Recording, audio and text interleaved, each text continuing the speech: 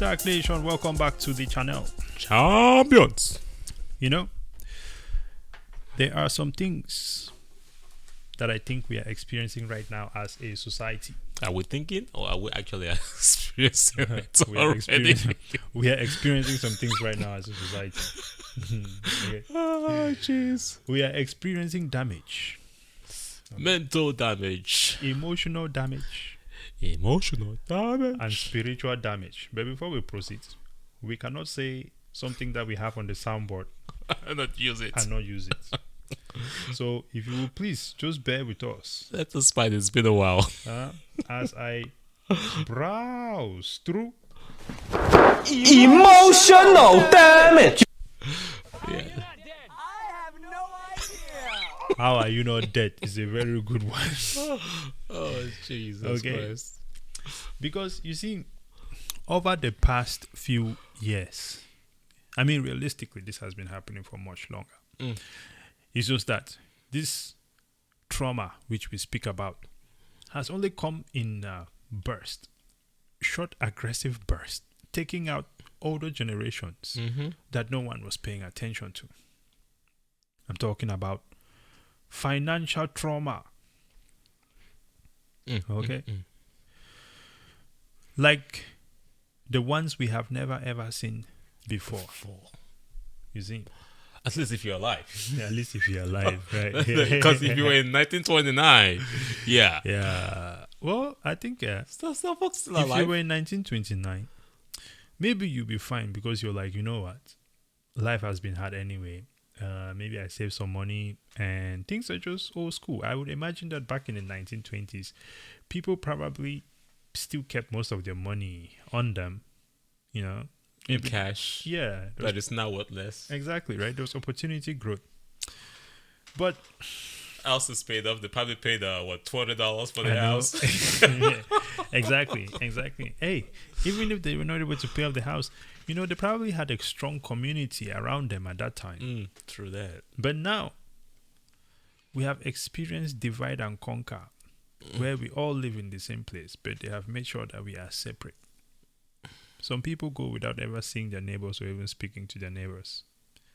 So if you're in trouble, you will suffer alone, even though people are all around you. Something just happened. What happened? That specifies exactly that.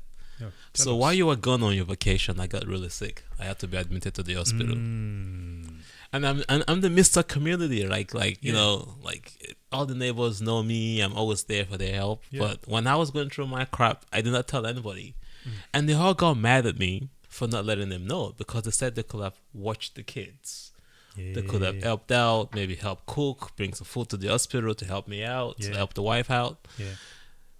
We got to get that back. Well, here's the thing. Like you said, you're Mr. Community, and I can attest to that, right?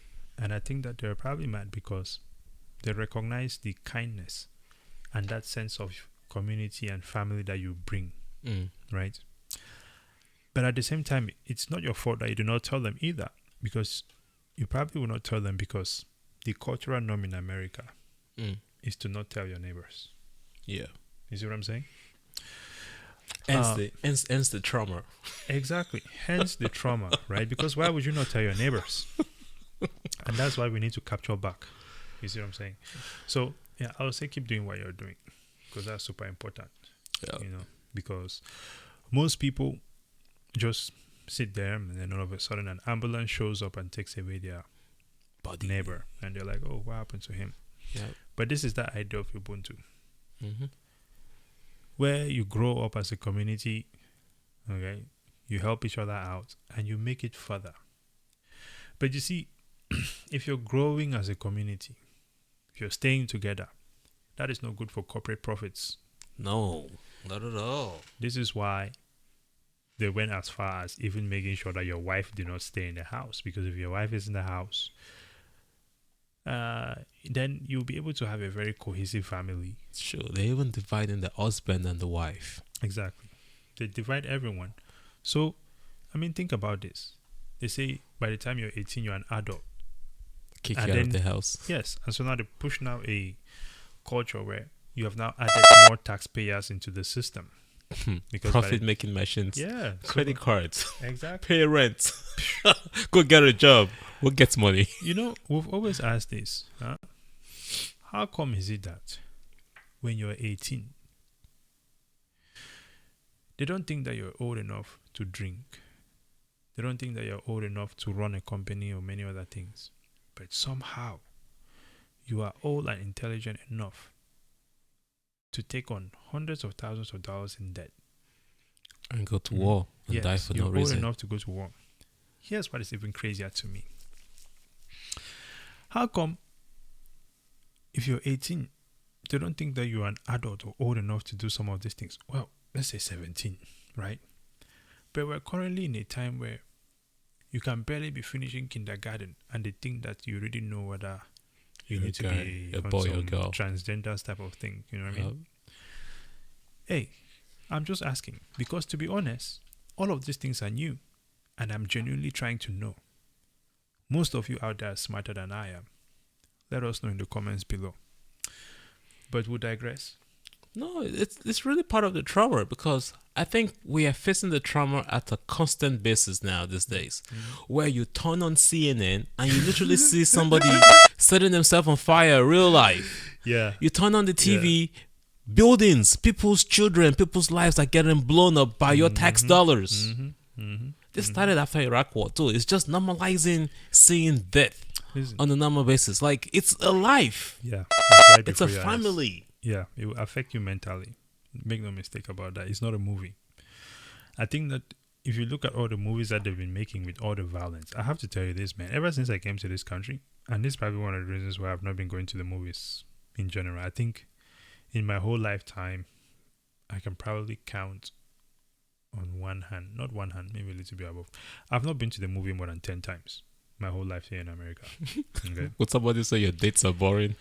Well, listen, No, man. you can have more fun having dates than going to the movies. If all my dates can do is go and sit in the dark room to watch movies, I don't want to be with you. And clearly enough, it has not been working out. Because I always take them somewhere where they can sweat out that wig, you know.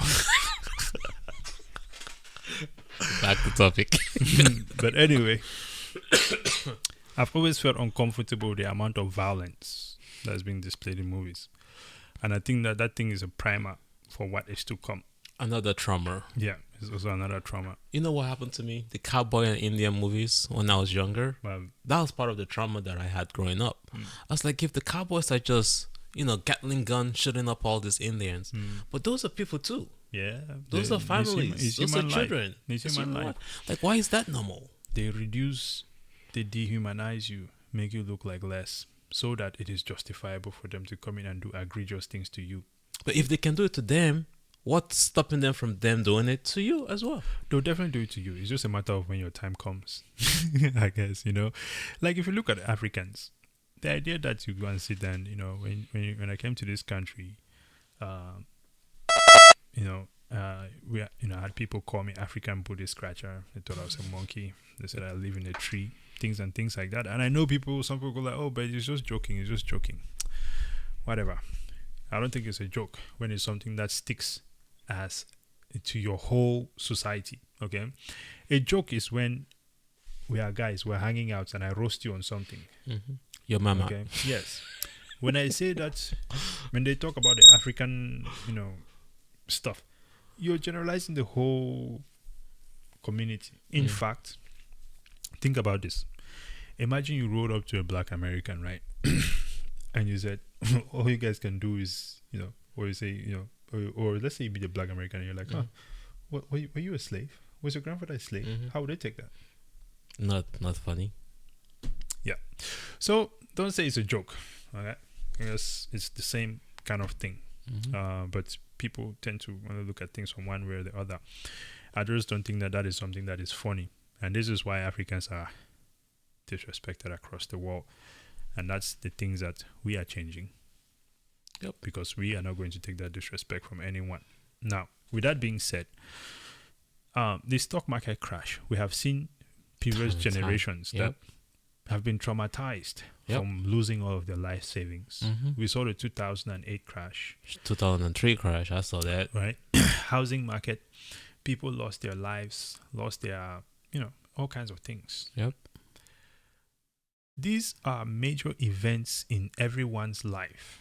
Perpetrated by a group of people. Exactly. Which also influences your future.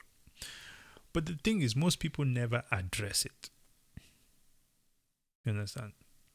They do not acknowledge it, process those feelings they are having, and then decide to take action to get an outcome that they want. Somebody did, but we're going to get to that later. Oh, yeah.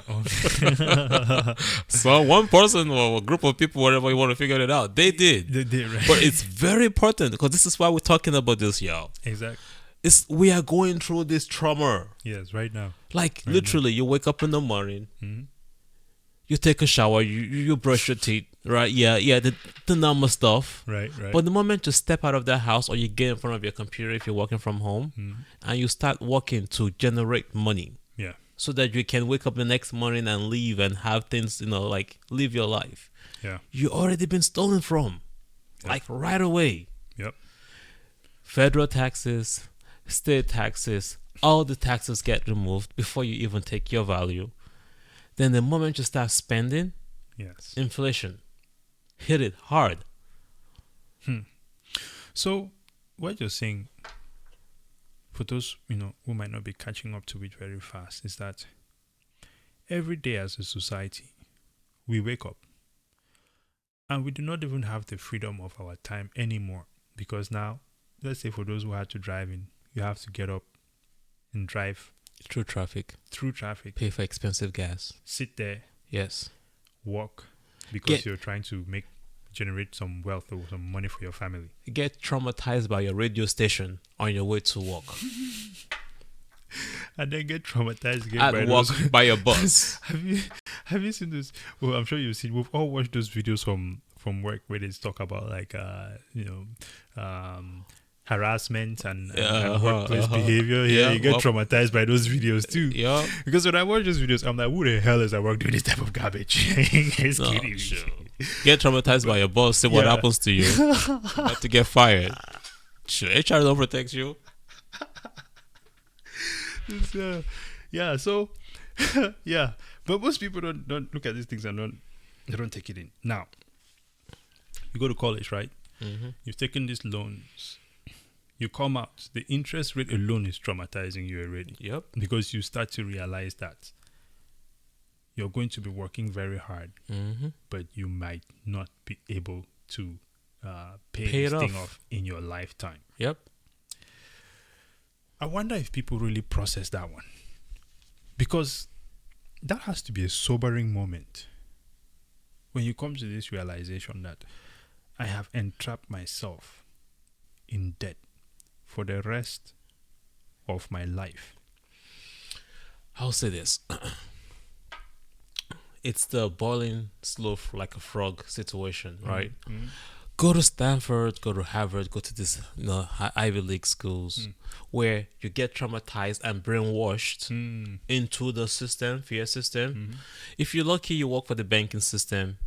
If you're lucky, you work in big tech, right? But that's still not lucky because you're still in a level being controlled. No, you still get hit with the taxes. You spend your time in traffic like you mentioned earlier. Then when you pay the taxes, you pay taxes on those taxes. Then you have to deal with inflation. But they've normalized your brain because you've gone to the Ivy League to think that you're better than everybody else that is being traumatized. Your level of traumatization is just not as bad as everybody, but you're like the 0.5% or the 1% of the people. They put a pillow on your you put a pillow on your trauma. Oh, your trauma, yeah. They pillotize. They pillotize your traumatization. That is a soften the blow. Yeah. So you're out here talking on Bloomberg, talking about 10 basis points. The interest rate is only going down about 5 BPs. You're talking about those big technical terminologies. You're talking about your next trade. Are the you exchange. referring to the bald guy on Bloomberg? Oh, come on, man! It's a lot of them. There's a where you said it, he likes using basis points. I don't even know his name. But carry on. No. Isn't that how it works? No, though? it is factual. Very expensive suit for sure. But like you're saying, it all boils down to the same thing. the value that you're trying to accumulate is being ripped away from you, snatched right off your hands, and you cannot even do anything about it. Some people don't see it. Yeah, they don't. They don't. This is something that I have found to be very interesting. Okay. Speaking of the traumas, because I feel like the set of traumas financially that I face is a bit different from some others. Because you see, I dropped out of college, obviously. However, it almost seems like society would want me to believe, and other college dropouts to believe, that if I am making 100K with no debt, or at least no student debt, right? Essentially, my debt to income ratio is leaning in the right direction. It's bad aggressively. For you. It's bad for them, but it's bad for like their conception of you is bad. Yes, yeah, exactly. Because you don't have as much debt. Exactly, right? They do. So they'll perceive me as just simply the fact that you did not even, graduate the college, right? Instantly, it's like, man, they need hand sanitizer to touch you. But you want me to believe that my life is worse than someone who has $80,000 in debt, possibly making less money than I am, and has other debt from other areas in their life. But they have that a is stressing PhD. them, but But they they have have a PhD in your name. But they say PhD, you earn more money over a lifetime now. Have anyone ever asked themselves what that means? Listen, you can be getting paid $2 a day more than I am over the course of a lifetime. But you have a ton of debt, which means you're likely not going to be saving those $2. Over the course of a lifetime, you could say you made $1 million more than I did.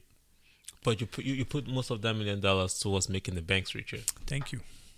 I made less, but I enjoyed my money and my time here better than you did, because I was not giving it all the time to other people. The trauma is so bad. You're traumatizing other people. The trauma has been normalized. Normalization of the trauma. Exactly. Now, here's the interesting thing. Someone might sit there and say, oh, this guy is not about to say Bitcoin is a therapist. Come close. Bitcoin can fix this. Come close. Bitcoin fixes this. Listen, okay? Bitcoin can relieve you of some of this stress that you're feeling in your life right now. Preach, preacher. Let me run you by a scenario here real quick, people. Okay? Before I even go into this scenario, let me give you another scenario. I had a 401k. 401k is chilling. It has been getting traumatized by all the market downturns that we've been seeing. Market decisions, government policies, global markets, all the madness. Okay. One moment you're up 13%, the next moment you're down negative 2%. But wait, I don't need this money. At least I cannot take this money out until I'm 70. Which might change to like 75 or 80. By the time you grow up. As a matter of fact, we already know right now that our generation will not retire. No, they moved from 65 to 67, and they're already talking about moving into 70. Okay. So listen, this is the first thing I want to ask my generation. What the hell are you guys working towards? It's like you're running a race, but there is no finish line. You sound stupid to me. They make you seem as if your 401k is going up, but the reality is that things are getting a lot more expensive, and it's making it look as if the money is increasing. But reality is inflation is destroying your old value. By the time you retire, your actual got $2 million in retirement. No, the cost of the dollar is actually now exactly where it was. You didn't really gain anything. Slow it down again and explain, because I think that this is where people get lost a lot.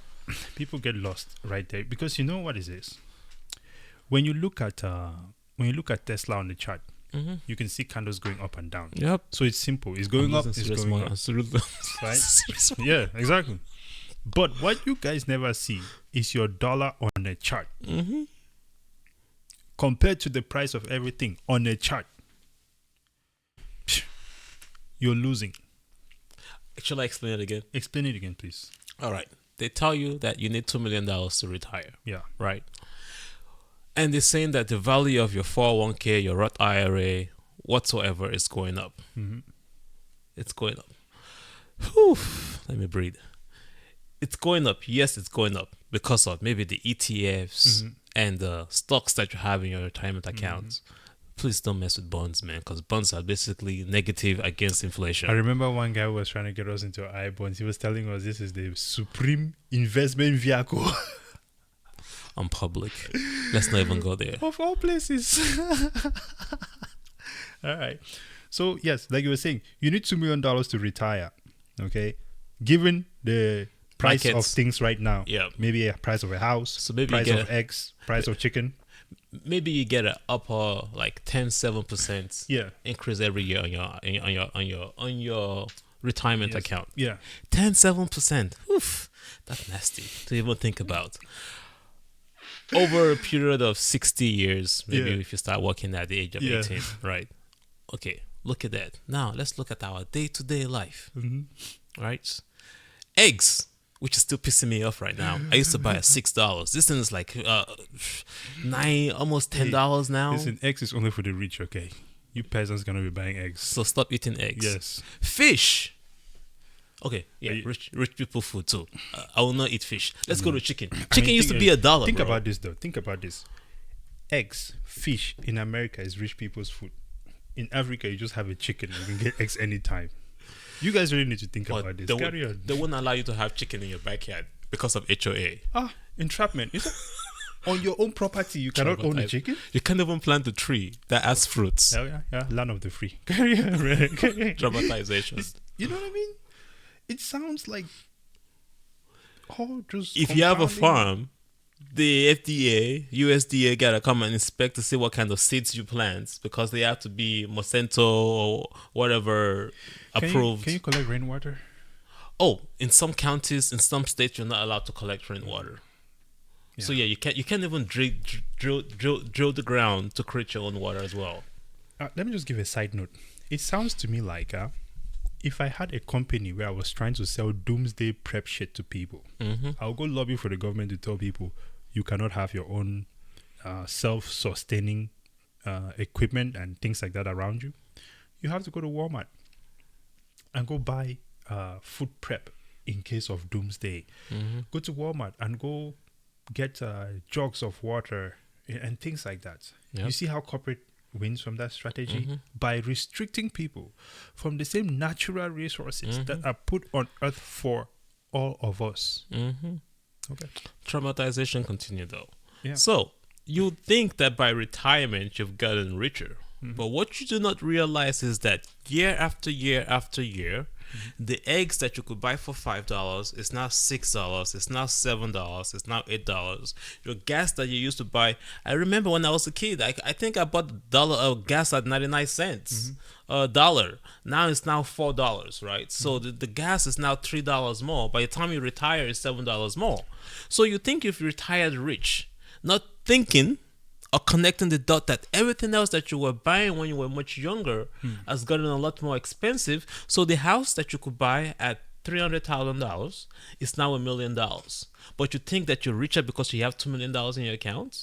You didn't get rich. You basically have slaved away 60, 50 years of your life. Because everything else is getting expensive as you go, and your return on your investment is adly catching up with inflation. So why not live your life? That is the most painful one, man. The theft of your life.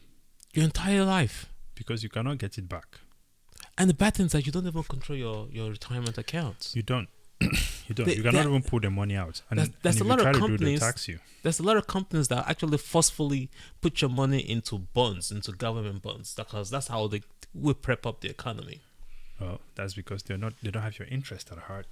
You know, you have to look out for yourself first. You have to take care of yourself first. You have to put yourself.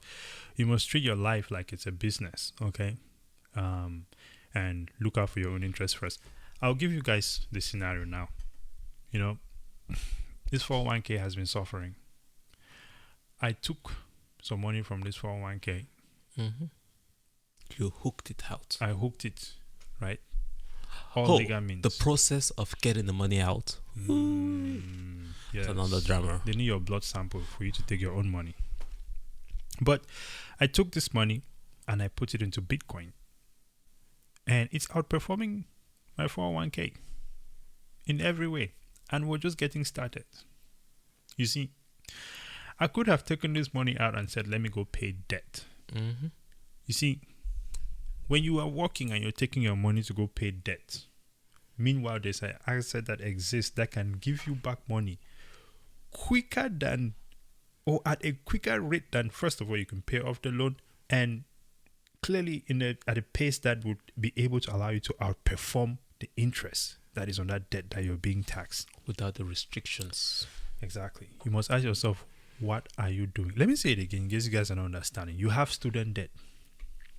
You have mortgage and whatever else. Car. Right? You go and work your paycheck. And the moment you hold that paycheck after it's been taxed, you take it and give more of it back to these other people that have invaded your life with financial trauma. They call them pests. They're just sucking out of you. Meanwhile, you could take some of this, your money, and budget it towards an incredible asset like Bitcoin. And if you look at the returns on this asset, you would see that maybe you might be able to pay off these loans sooner than you ever expected. I want to point out again to you guys that El Salvador became, I think it's the first country that has pretty much almost paid off the IMF. And this happened after they started purchasing Bitcoin.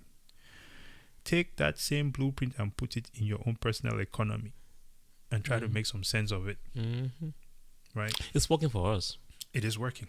It is working. I just sold my old car. Yeah. And 1,000 of that is going to Bitcoin. Right? Yeah. You know what?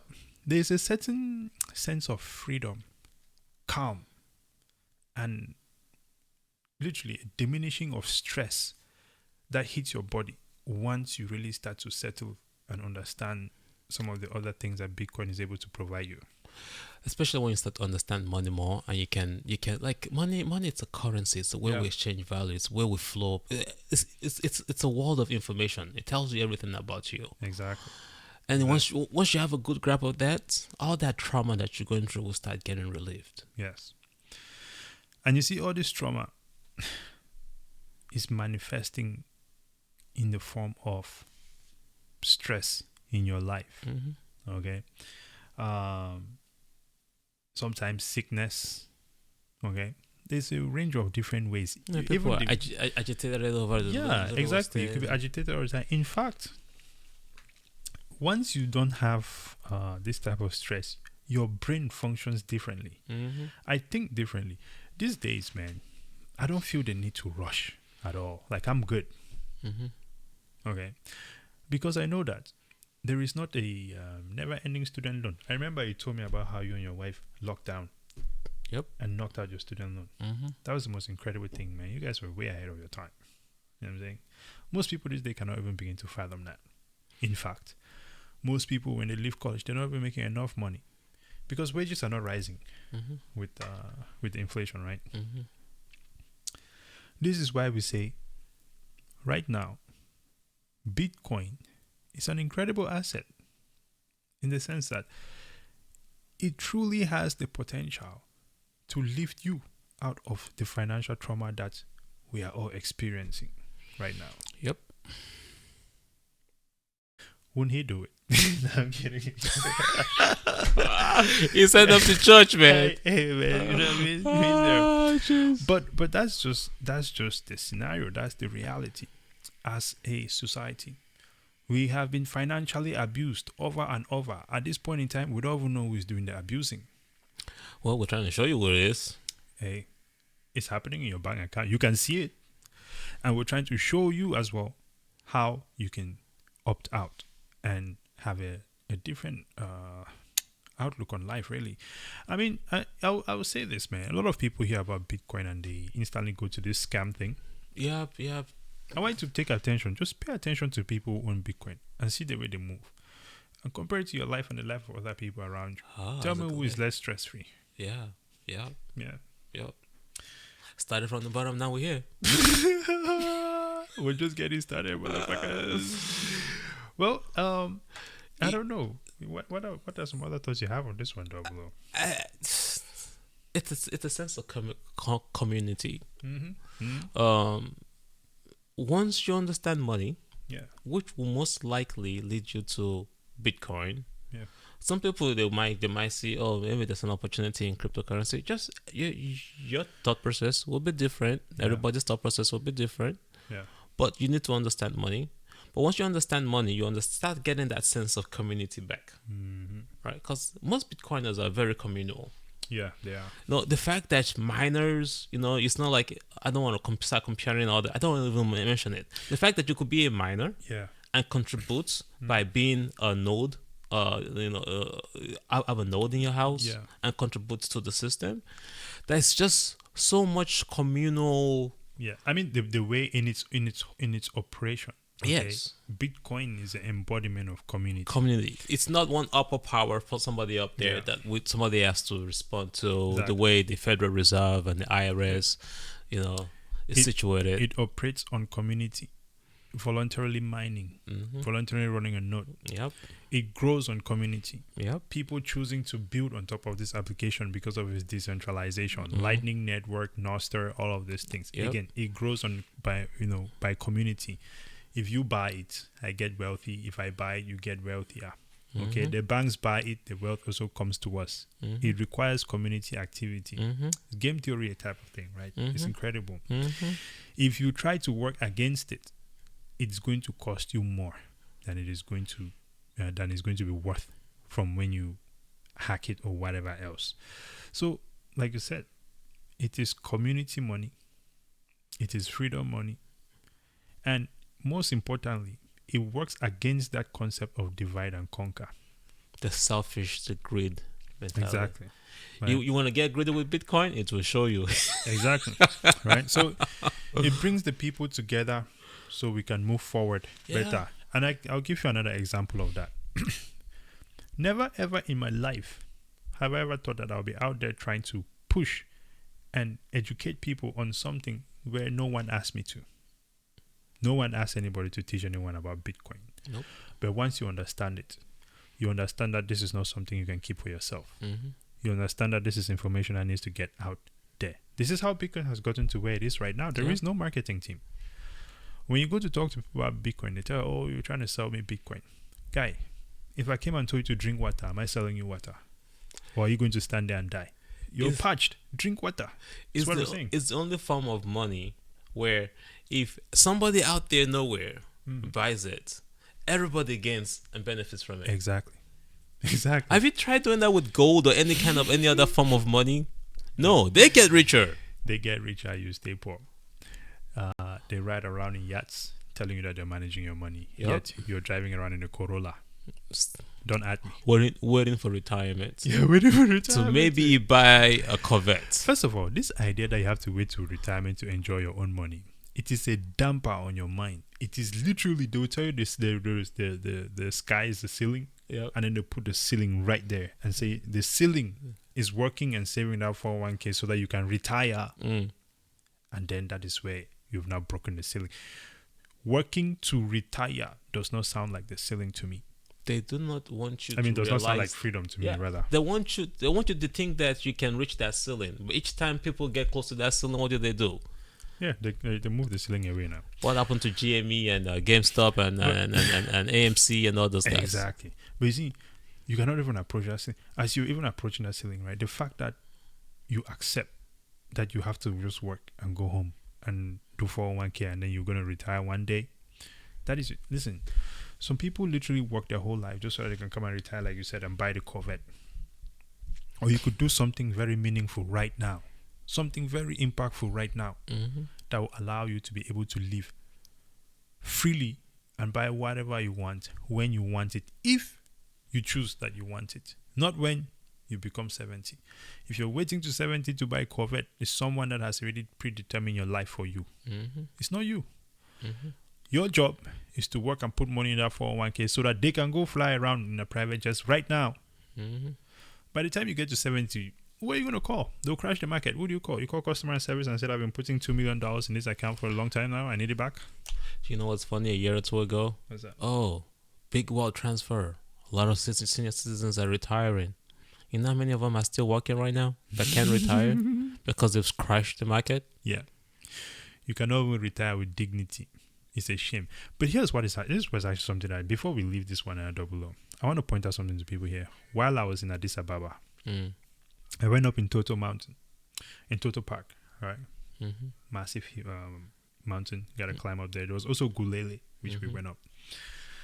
As we're walking up these hills, man, we're looking at these women, 60, 65, 50. Going up hills. Uphill with the bales of wood on their back. These women are serious heroes, man. And I stood there and I could not say anything, man. I was like, this is it. Oh, American can do this, man. Guy, their age mates are standing here, barely able to stand erect. They need walking stick. They need a retirement home. Yes, you're going to need to have a retirement home because you've been put into an environment where you don't even exercise. All you do is sit around, go to work and come back, and that's it. How are you not going to need a retirement home? They're killing you softly with convenience and comfort. Listen, there is no retirement homes like that in Africa, okay? And those people are not having a crisis. That's another that's another money making scheme. Instead of living with your family and dying and living happily, they've separated you so much that you gotta go pay somebody to live in some box. They separated you guys all the way from childbirth. The beginning now. Yeah, like I said, like we said here, you don't even talk to your neighbors. They want your wife to definitely go work. That's why, now one income cannot hold a household anymore. The house prices just keep going up and up. You're giving all your money to childcare instead of you spending time with the kid. Guy, childcare. You could have a family member that is in the house, but it's like they make it seem like it's unacceptable to be even living with your own family so they can take care of your children, because now your family members also go, oh, I need to go and do my own thing by myself. Yeah, I gotta make money. So everybody is one by one by one. It's divide and conquer. I don't know how else to put it, and the back end of that is retirement home. By yourself. Yeah, by yourself. With a bunch of other old people that you don't know. And your kids come and see you every other week. Yeah. I mean, they don't have a choice because they need to get their ass to work so that they can pay for that student loan. They are entrapped. When they say Americans don't have money to leave the country, some of them have $1,000 to travel, it's because of that. But you see, if you get rid of the debt, life is different. People can sit there and argue with you all day long, but the reality is that we're just living different experiences. The only thing that is common is that we are all going through the same financial trauma from the same group of people. So how does that make you feel? And what are you willing to do to change it? Exactly. Yeah. Anything else, Double O? Emotional damage. Yeah, hit it with it. It's right there. Which was, Emotional damage. How are you not dead? I have no idea. Oh shit! Listen, actually, before we go, I just wanna hear this one. We are led by very, very stupid people. He ain't lying. Hey. Very, very stupid people. He ain't lying. We cannot let it continue. Hey, STAKK Nation, listen. Okay, you might be interested in some strategies on how you can apply Bitcoin into your life. Have no fear. Head over to our website. Check out some of the offerings which we have there. From mastering Bitcoin, that's like valet service Bitcoin. We take you from the beginning and drop you right into the zone so you can get to work. We also have Bitcoin consultation. This one is hourly. Let us know what you would like to do. Maybe you want to understand how to transfer, receive, cold storage, etc., etc. Configure it for your business. We got you. Maybe you just want to trade some coins, full degen mode. Listen, I'm all about it. I love it. You gotta make that money. One way or another. Okay. Your job is not paying you enough. So let us know. Check out some of these things that we're offering on our website here. Some very incredible and informative classes by yours truly here. Of course, we're also collaborating with our friends BK Crypto. Be sure to check them out as well. By the way, BK Crypto has one of the best courses when it comes to dealing with your financial trauma. There is a 50-minute consultation for that. Yes. You want to get in touch with RB to start getting you to relieve yourself of that trauma. Come on now. Miss Roshana Bennett. She's the best. Yes. Incredible stuff. For all the other stuff, we have a free 15-minute intro call. If you want to learn more about what we are offering, be sure to hop on to BK Crypto Coach and sign up. Our Bitcoin consultation is already there as well. And let's see. What else do we have offering? We have a free crypto mastery kit over there as well. Mm-hmm. So be sure to hop on over there and grab you one of them. Mm-hmm. We also have some communities. So once you get in the loop of things, okay, you can go ahead and subscribe to that. Until next time, ladies and gentlemen, subscribe to the channel, like the video, share it with your friends.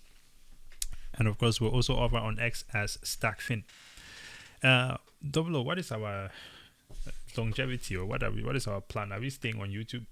We're considering leaving YouTube, but we have a customer request for us to talk about XRP. So maybe we might do that and maybe stop YouTube. But right now, we just know that we're growing faster on X. Yeah. There's no blockages. There's no limitations. So we have good responses back and forth from people.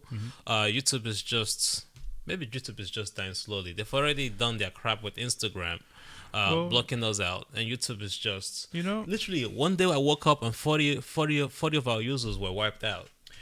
I think I remember the distinct day when, because before we were getting like thousands of views, at least 1,000 to 2,000 views on some of our videos. Yep. And then one day we spoke about something that was happening in Nigeria, right? Did not even have to do with you people, YouTube. And from that day onward, our viewership just plummeted. Just hit the floor. And we've been consistent, we've been resilient. It's been almost a year now. We continue to do it, even though y'all keep blocking us. Listen, I'll just call it what it is, man. Algorithms of racism. I get it. It was not any specific person at YouTube. It's fine. It was just your algorithm. Who wrote the algorithm? But we'll leave it like that. We're good to go. Anything else? Oh, champions, man. Hey. Still winning. On to next time, ladies and gentlemen. Brazen out. Double O.